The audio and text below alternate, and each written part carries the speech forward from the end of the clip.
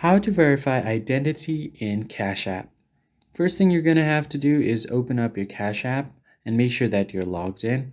Then tap on the top right corner on your profile icon. Once you tap on it, your account will pop up. Then you just have to scroll down a bit until you find security and privacy. Just click on it.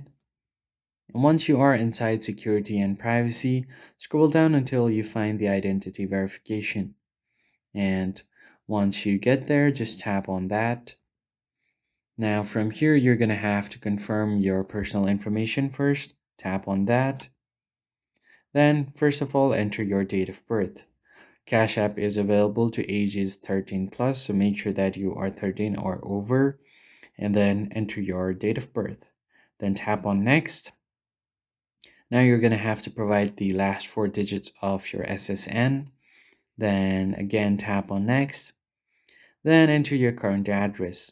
Press next. And then click on the info verified option. Now tap on done.